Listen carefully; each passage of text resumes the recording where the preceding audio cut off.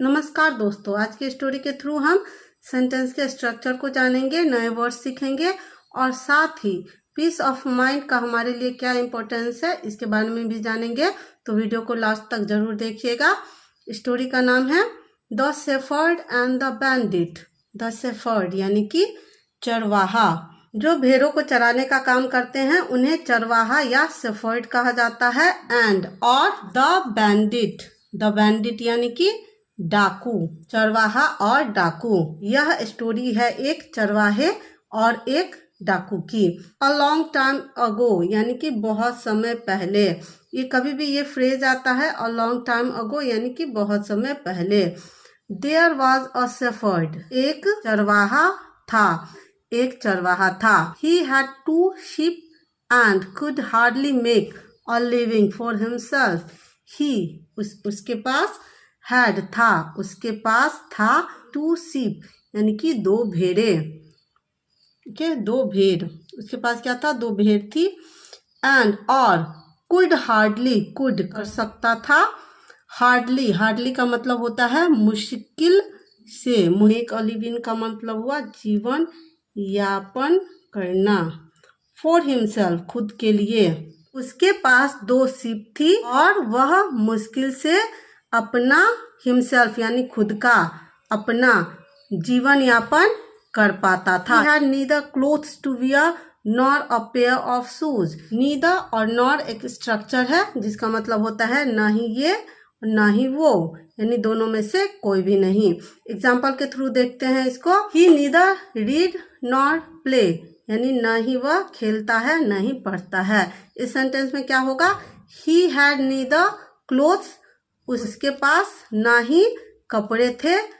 To wear यानी पहनने के लिए। नॉर ना ही अ पेयर ऑफ शूज एक जोड़े जूते थे। वो इतना पुअर था कि उसके पास ना ही कपड़े थे और ना ही शूज थे यानी कि जूते भी नहीं थे। Now one day as he was watching his sheep graze. एक दिन, अब एक दिन। एज जब, एज का मतलब यहाँ जब के सेंस में आया है। एज जब। ही वॉज वॉचिंग, ही वह, वाज था, वॉचिंग यानी कि देख रहा था। हिज शीप उसके भेड़ों को। ग्रेज यानी चरते हुए। ग्रेज का मतलब होता है चरना। एक दिन जब वह अपने भेड़ों को चरते हुए देख रहा था। यह सेंटेंस पास्ट कंटिन्यूअस टेंस का है यानी कि पास्ट में कोई काम कंटिन्यूअस हो रहा था। सडनली, सडनली का मतलब होता है अचानक से। अ मैन केम एक आदमी। केम यानी आया। कम की सेकेंड फॉर्म केम होती है। एक आदमी आया। देयर वहाँ। ऑन अ हॉर्स एक घोड़े पर। अचानक से एक आदमी वहाँ एक घोड़े पर आया। He was a very notorious bandit. He वह, वाज था, अ एक, वेरी बहुत, नोटोरियस, नोटोरियस का मतलब होता है कुख्यात। जो अपने कारनामों की वजह से बहुत ज़्यादा बदनाम हो जाता है उसे नोटोरियस या कुख्यात बोलते हैं। बैंडिट यानी कि डाकू। वह एक बहुत कुख्यात डाकू था। He saw the shepherd. He उसने यानी कि डाकू ने सॉ देखा। सी की सेकेंड फॉर्म सॉ होती है। द शेफर्ड यानी कि चरवाहे को। उसने चरवाहे को देखा। एंड और गॉट ऑफ, गॉट ऑफ यानी कि उतर गया। गॉट ऑफ यानी कि उतर गया। फ्रॉम यानी से। हिज हॉर्स उसके घोड़े से। उसने चरवाहे को देखा और उसके घोड़े से यानी कि अपने घोड़े से उतर गया। He said to the shepherd.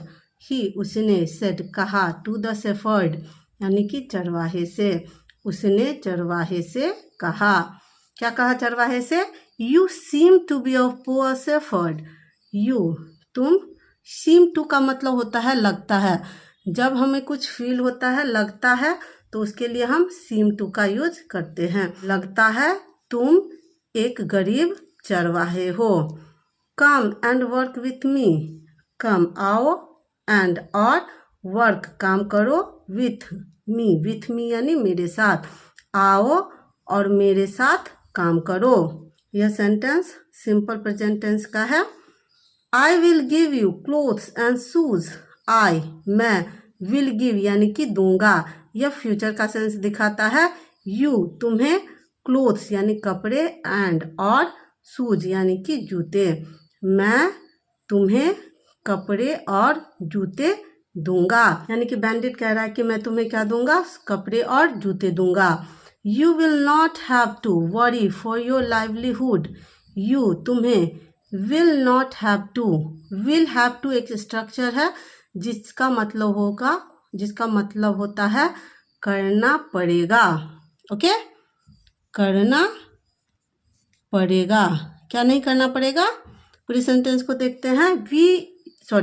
You will not have to worry, तुम्हें विल नॉट हैव टू नहीं करना पड़ेगा, वरी यानी चिंता, फॉर के लिए, योर तुम्हारे, लाइवलीहुड, लाइवलीहुड यानी कि आजीविका, जो हम जीने के लिए काम करते हैं उसे आजीविका बोलते हैं।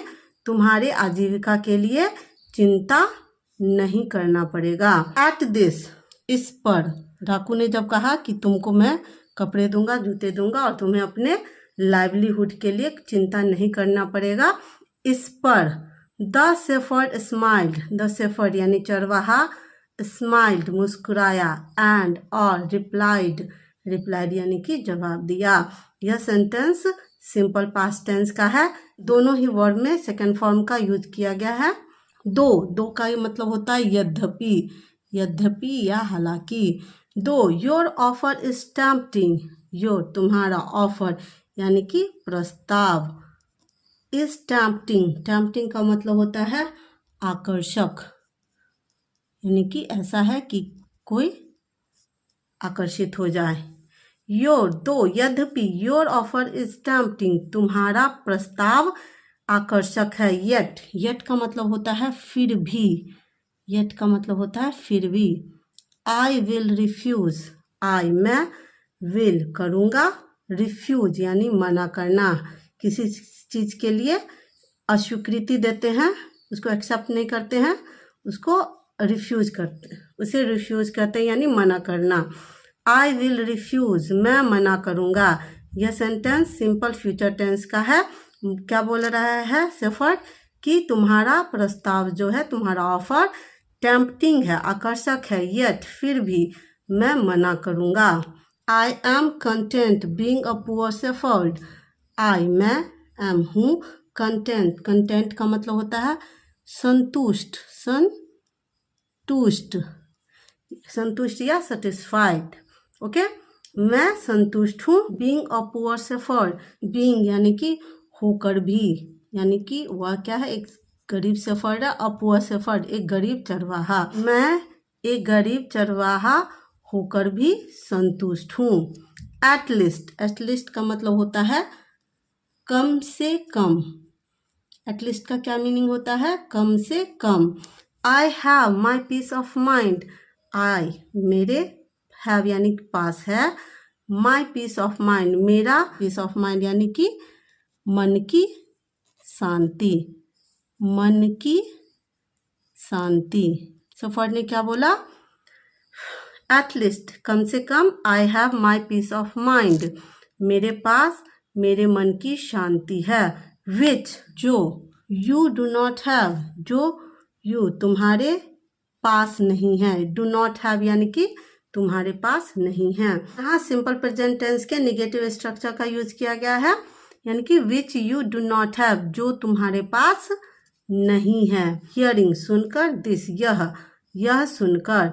द बैंडिट जो डाकू था, द बैंडिट वाज था, स्टंड यानी कि दंग, यानी कि वह चौंक गया।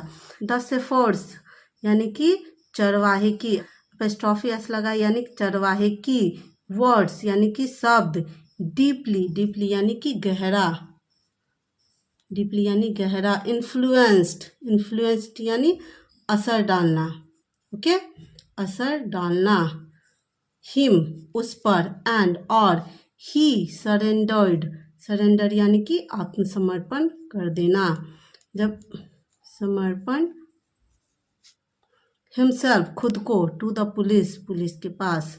चरवाहे के शब्दों ने उस पर गहरा प्रभाव डाला, एंड और उसने पुलिस के सामने खुद को आत्मसमर्पण कर दिया। इसका मतलब है कि पीस ऑफ माइंड जो है हमारे लिए बहुत इंपॉर्टेंट है। हम कुछ भी कर ले, अगर हमारे पास पीस ऑफ माइंड नहीं है तो दैट इज वर्थलेस। मोरल क्या है स्टोरी की? Peace of mind is precious. Peace of mind यानी कि मन की शांति क्या है? प्रीशियस है। प्रीशियस यानी कि अमूल्य या अनमोल। मन की शांति क्या है? प्रीशियस है, अनमोल है, यानी कि उसका कोई वैल्यू नहीं लगा सकता। जैसा कि हमने स्टोरी में देखा, शेफर्ड बहुत गरीब था लेकिन उसने डाकू के साथ काम करने से मना कर दिया। स्टोरी आपको कैसी लगी कमेंट करके ज़रूर बताना। चैनल पे नए हैं तो सब्सक्राइब ज़रूर करना और दोस्तों के साथ शेयर करना। Thank you for